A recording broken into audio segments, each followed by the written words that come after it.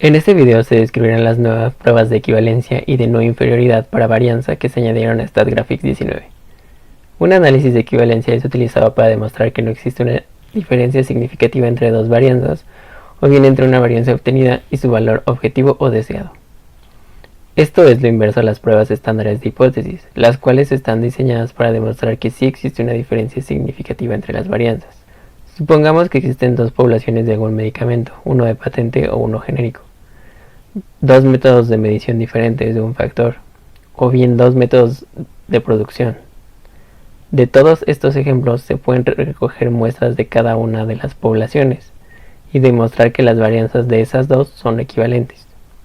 Se define entonces a la equivalencia como la situación en donde las desviaciones estándares de dos poblaciones tienen un cociente que cae entre un límite de equivalencia inferior y un límite de equivalencia superior. El límite de equivalencia inferior será de 0.9 y el superior será de 1.1 para establecer una confianza del 95%.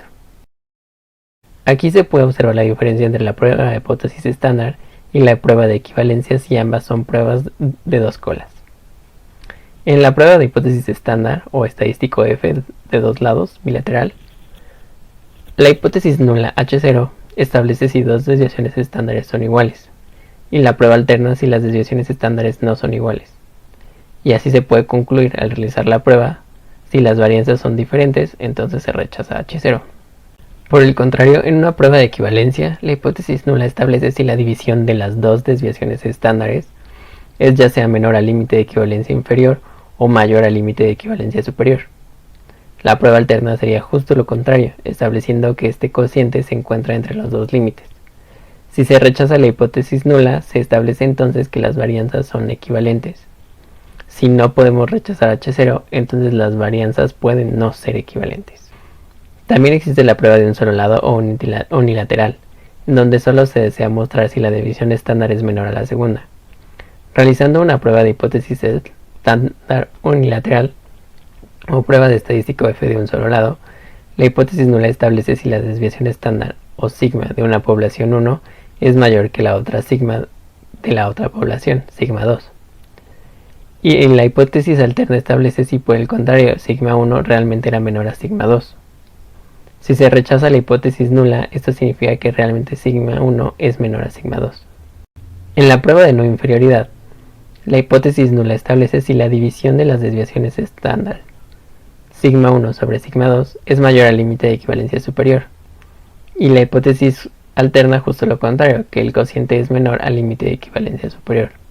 Si se rechaza la hipótesis nula, entonces sigma 1 no es menor o inferior a sigma 2. Se subió a StatGraphics 19 una hoja de datos con 50 mediciones del rendimiento de un proceso, utilizando diferentes métodos, el método A, B y C.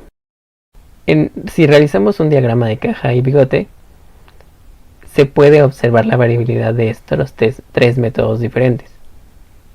Sin embargo, para realmente poder verificar al 95% de confianza que las confianzas son equivalentes, se necesitan realizar pruebas de confianza. Para realizar esto se debe seleccionar la opción de comparar de la barra de herramientas y después en el área de pruebas de equivalencia y no inferioridad se selecciona la opción de comparación de dos varianzas. Después se necesita especificar cómo los datos se encuentran estructurados. En este caso los datos se encuentran en columnas de datos y códigos. Después, la variable dependiente será la columna que contiene las mediciones del rendimiento y los niveles de factor será el método empleado en el proceso. Se aceptan los datos. Después se deben especificar diversos aspectos. En primer lugar se debe especificar si se desean realizar las pruebas de dos colas o ambos lados.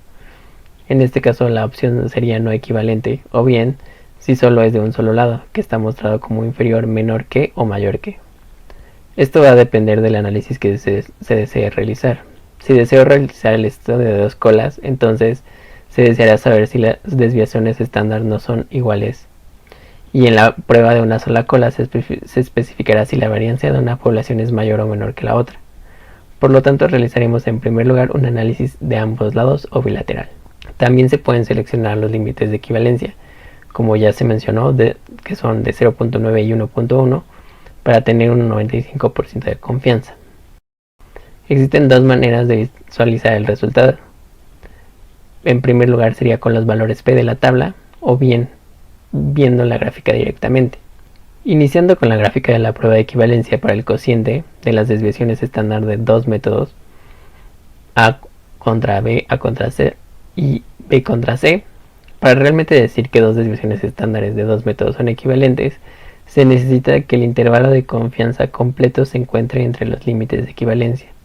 En este caso, ninguno de los intervalos de confianza se encuentra entre los límites, por lo que no se puede decir que haya equivalencia entre las varianzas entre ninguna población. Esto también se puede visualizar en el resumen de análisis, en donde se presentan los estadísticos de las muestras A, B y C.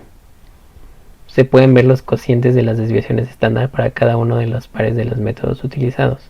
El cociente de A sobre B es 2.05, de A sobre C es 0.49 y de B sobre C es de 0.24. Lo que hace el programa para realizar la prueba de equivalencia es realizar dos pruebas unilaterales para verificar que el cociente de las desviaciones estándar es menor al límite de equivalencia inferior, o bien que el cociente es mayor al límite de equivalencia superior.